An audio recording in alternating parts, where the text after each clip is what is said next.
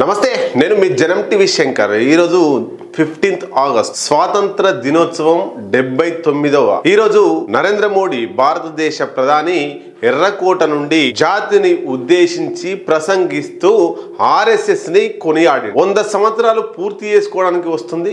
100 సంవత్సరాలు దేశానికి సేవ చేయడం చాలా గర్వకారణం అని చెప్పి ఆర్ఎస్ఎస్ ని పొగిడే ప్రయత్నం చేసిండు. ఆర్ఎస్ఎస్ కు దగ్గర కావడం కోసం, తన ప్రధానమంత్రి పదవిని కాపాడుకోవడం కోసం ఇది వ్యాఖ్యలలోని కీలక అంశం. మరి నిజంగా ఇక్కడ భారతదేశంలో భారతదేశ స్వతంత్రం కోసం బ్రిటిష్ వారితోటి కొట్లాడి ప్రాణాలను అర్పించినటువంటి చాలా మంది అమరవీరులను అవమానించిండు మోడీ. ఏ ఒక్క ఆర్ఎస్ఎస్ నేత స్వాతంత్ర ఉద్యమంలో పాల్గొనలేదు. ఏ ఒక్క ఆర్ఎస్ఎస్ నాయకుడు స్వాతంత్ర ఉద్యమంలో ప్రాణాలు పోగొట్టుకోలేదు. ఎక్కడ ఒక్క దగ్గర కూడా ఆర్ఎస్ఎస్ పాల్గొన్నట్టు ఆధారాలు, దాఖలాలు లేవు. అట్లాంటి ఆర్ఎస్ఎస్ ను మోడీ ఈ రోజు పొగడడం చాలా సిగ్గుపడాల్సినటువంటి విషయం. భారతదేశ స్వతంత్ర పోరాటంలో ఏ మాత్రం కొంచెం కూడా పాత్ర లేనటువంటి ఆర్ఎస్ఎస్ ని పొగిడి జీవితాలను త్యాగం చేసి ప్రాణాలను తృణప్రాయంగా వదిలినటువంటి ఎందరెందరో మహానుభావులు, భగత్ సింగ్, రాజ్గురు, సుఖ్దేవ్, ఖుదీరామ్ బోస్, అంబేద్కర్, అట్లాగే అంటే కొంతమంది చనిపోయారు, కొంతమంది పోరాడారు, తర్వాత చనిపోయారు. గాంధీజీ లాంటి వాళ్ళు, అంబేద్కర్ లాంటి వాళ్ళు, సర్దార్ వల్లభాయ్ పటేల్ లాంటి వాళ్ళు, అల్లూరి సీతారామరాజు కావచ్చు, ఇట్లాంటి నేతలు ఎందరో భారతదేశం కోసం కొట్లాడారు. వాళ్ళందరినీ నరేంద్ర మోడీ అవమానించినట్టే. ఇది ఇలా ఉంటే నిజంగా ఆర్ఎస్ఎస్ అంత పెద్ద సేవ చేసిందా భారతదేశానికి? ఒక్కసారి చాలా డెప్త్ గా వెళ్ళి క్లారిఫై చేసుకోవాల్సిన అవసరం ఉన్నది. నరేంద్ర మోడీ దేశాన్ని వక్రీకరించే ప్రయత్నం చేస్తున్నాడు. ఆర్ఎస్ఎస్ పాత్రను భారతదేశ స్వతంత్రంలో ఉందని చెప్పే ప్రయత్నం చేస్తుంది. కేంద్ర పెట్రోలియం శాఖ మంత్రిత్వ శాఖ కొంతమంది నాయకులతోటి ఒక పోస్ట్ చేసింది, స్వతంత్రోద్యమ శుభాకాంక్షలు అని చెప్పి. దాంట్లో సావర్కర్ ఫోటో కూడా పెట్టిర్రు. అంటే సావర్కర్ కూడా స్వాతంత్రం కోసం పోరాటం చేసిండు అని చెప్పడం కోసం, వక్రీకరించి స్వతంత్రోద్యమంలో ఆర్ఎస్ఎస్ పాత్ర ఉందని చెప్పడం కోసం ఫోటో పెట్టిర్రు. ఎంత దారుణం, ఎంత ఘోరం. ఒకసారి ఆర్ఎస్ఎస్ ఎప్పుడు పుట్టింది? భారతదేశంలో స్వతంత్ర రావడంలో ఆర్ఎస్ఎస్ ఏమన్నా తోడ్పడిందా? అసలు నరేంద్ర మోడీ ఎందుకు పొగిడిండు అనే అంశాలని మీ ముందుకు దయచేసి సబ్స్క్రైబ్ చేయండి, లైక్ చేయండి, షేర్ చేయండి. మీ విలువైనటువంటి అభిప్రాయాన్ని కామెంట్ రూపంలో తెలియజేయండి. ఇట్లాంటి వీడియోలు ఇంకా వస్తుంటాయి. రాష్ట్రీయ స్వయం సేవక్ సంఘ్ ఆర్ఎస్ఎస్ 1925వ సంవత్సరంలో అక్టోబర్ 27న మహారాష్ట్రలోని నాగపూర్ లో డాక్టర్ కేశవ్ బాలిరామ్ హెగ్డేవర్ దీనిని స్థాపించాడు. దీని మొదటి ప్రధాన కార్యాలయం నాగపూర్. ఇప్పటికీ ఏమన్నా బీజేపీ కార్యక్రమాలకు సంబంధించి నాగపూర్ లోనే ఆర్ఎస్ఎస్ కీలకంగా సమావేశం నిర్ణయించుకొని దాంట్లో కీలక నిర్ణయాన్ని చెప్తుంది. 1925వ సంవత్సరంలో పుట్టినటువంటి ఆర్ఎస్ఎస్ పాత్ర 5 సంవత్సరాలు ఏం లేదు. 1930లో అంటే కరెక్ట్ 5 సంవత్సరాల తర్వాత 1930లో ఉప్పు సత్యాగ్రహాన్ని గాంధీజీ ప్రారంభించిండు మన భారతదేశం. ఆర్ఎస్ఎస్ ఈ ఉప్పు సత్యాగ్రహంలో ఎక్కడ కూడా పాల్గొనలేదు. స్వతంత్ర సంగ్రామంలో మన భారతీయులకు అనుగుణంగా ఎక్కడ పాల్గొన్నట్టు దాఖలాలు కూడా లేవు. అయితే అందరం అనుకున్నాం అది ప్రారంభ దశలోనే ఉంది కాబట్టి పోరాడలేదు అనుకున్నాం. కానీ ఖచ్చితంగా బ్రిటిష్ వారికి సపోర్ట్ చేయడం కోసమే ఈ స్వతంత్ర సంగ్రామంలో పాల్గొనలేదు అని తర్వాత తెలిసి 1940 సంవత్సరంలో ఆర్ఎస్ఎస్ ఇంపీరియల్ సివిల్ గార్డ్, ఇది బ్రిటిష్ పాలన కాలంలో ఏర్పాటు చేసిన సహాయక బలగం. దీనికి సపోర్ట్ చేసింది ఆర్ఎస్ఎస్.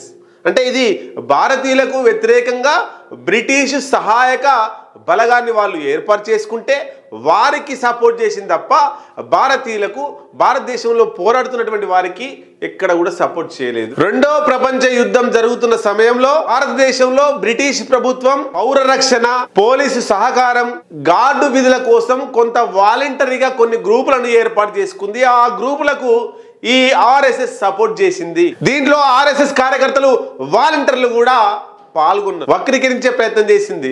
మేము బ్రిటిష్ వారికి వాలంటీర్గా పనిచేస్తున్నామంటే అది భారతదేశం కోసం, స్వతంత్రం తేవడం కోసమే అని చెప్పిర్రు, వక్రీకరించి చెప్పిర్రు. ఇక 1942 సంవత్సరంలో క్విట్ ఇండియా ఉద్యమం వచ్చి భారతదేశాన్ని వదిలి వెళ్ళమని క్విట్ ఇండియా ఉద్యమం తీసుకొచ్చిర్రు. ఆగస్టు 8, 1942వ సంవత్సరం. స్థలం ముంబై నగరం, గౌలియా ట్యాంక్ దగ్గర ఈ పోరాటం స్టార్ట్ అయింది. రెండవ ప్రపంచ యుద్ధం జరుగుతున్న సమయంలో భారతదేశాన్ని వదిలి వెళ్లిపోవాలని డిమాండ్ చేస్తూ సాగిన ఉద్యమమే క్విట్ ఇండియా ఉద్యమం. ఈ తీర్మానం ఆమోదం చేసిన తర్వాత గాంధీ, నెహ్రూ, సర్దార్ వల్లభాయ్ పటేల్ వీళ్ళందరినీ కూడా అరెస్ట్ చేసింది బ్రిటిష్ ప్రభుత్వం. దేశమంతటా సమ్మెలు, శాంతియుత ధర్నాలు, నిరసనలు మొదలైనవి. ప్రభుత్వ కార్యాలయాలపై దాడులు కూడా జరిగినాయి. బ్రిటిష్ దళాలు బలప్రయోగం చేసి ఈ క్విట్ ఇండియా ఉద్యమాన్ని అణచివేసే ప్రయత్నం చేసిర్రు. వేల మంది అరెస్ట్ అయ్యారు, వందల మంది చనిపోయినారు కూడా. ఇది స్వాతంత్ర పోరాటంలో చివరి దశలో ప్రజలు గణనీయంగా బ్రిటిష్ ప్రభుత్వం మీద ఒత్తిడి తేవడానికి ఈ ఉద్యమం కారణమైంది. 1947 స్వతంత్రం వచ్చిన తర్వాత భారతదేశ త్రివర్ణ పతాకాన్ని జాతీయ జెండాగా ఆమోదించలేదు ఆర్ఎస్ఎస్. 22 జూలై 1947 సంవత్సరంలో భారత రాజ్యాంగ సభ త్రివర్ణ పతాకాన్ని అనగా కేసరి, తెలుపు, ఆకుపచ్చ 3 రంగులతో ఉన్నటువంటి ఈ త్రివర్ణ పతాకాన్ని మధ్యలో అశోక చక్రం జాతీయ పతాకంగా రూపొందించి కాంగ్రెస్, స్వాతంత్ర సమరయోధులు దేశ ఐక్యతకు చిహ్నంగా చూసి ఆ సమయంలో ఆర్ఎస్ఎస్ తమ కార్యాలయాల్లో ఎక్కడ కూడా ఈ జాతీయ జెండాను ఎగరవేయలేదు, ఆమోదించలేదు. పైగా ఆర్ఎస్ఎస్ పత్రిక అయినటువంటి ఆర్గనైజర్ 14 ఆగస్టున వ్యాసం రాసింది. దాంట్లో సారాంశం ఏంటంటే ఈ త్రివర్ణం దేశంలోని హిందూ చిహ్నం కాదు, హిందూ సంస్కృతి యొక్క చిహ్నం కాదని, హిందూ సాంప్రదాయాలకు గుర్తింపు పొందిన పతాకం అది వేరే ఉందని, దాని పేరే భగవద్ ధ్వజం, దానిని మేము జాతీయ పతాకంగా ఆమోదిస్తున్నాం, గౌరవిస్తున్నాం అని చెప్పి ఆర్ఎస్ఎస్ ప్రకటించింది.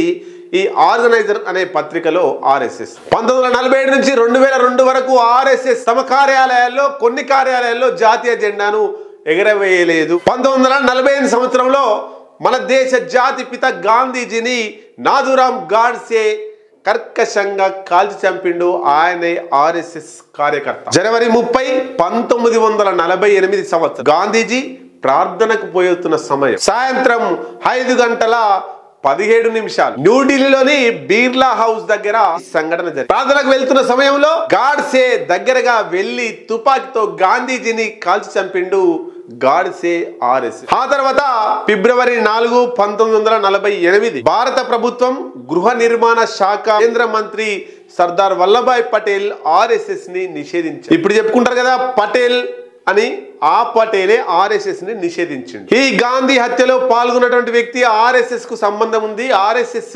కుట్రలను ప్రేరేపిస్తుంది, ఆర్ఎస్ఎస్ దాడులను ప్రేరేపిస్తుంది అనేటువంటి ఒక కారణం. ఇది జాతీయ ఐక్యతకు విరుద్ధంగా ఉన్నది ఆర్ఎస్ఎస్ అనే 2 కారణాల చేత ఆర్ఎస్ఎస్ ని నిషేధించారు. 1948 సంవత్సరం ఆర్ఎస్ఎస్ కార్యాలయాలు మూసివేయబడ్డాయి. వేలాది స్వయం సేవకులు అరెస్టు చేయబడ్డారు. సంఘం చట్టపరమైనటువంటి గుర్తింపు లేకుండా తమ కార్యకలాపాలను ఆపివేసింది దేశవ్యాప్తంగా. 1949 జూలైలో తిరిగి నిషేధాన్ని ఎత్తివేసిర్రు. ఎందుకు నిషేధం ఎత్తివేసిరంటే ప్రజాస్వామ్య పద్ధతుల్లో లిఖితపూర్వకంగా లిఖితబద్ధ రాజ్యాంగం రాజకీయ హింసకు దూరంగా ఉంటామని పనిచేస్తామని హామీ ఇస్తే నిషేధాన్ని ఎత్తివేసి ఇప్పుడు ఎట్లయితే మావోయిస్టు పార్టీని నిషేధించిర్రో అప్పుడు ఆర్ఎస్ఎస్ ని నిషేధించిర్రు.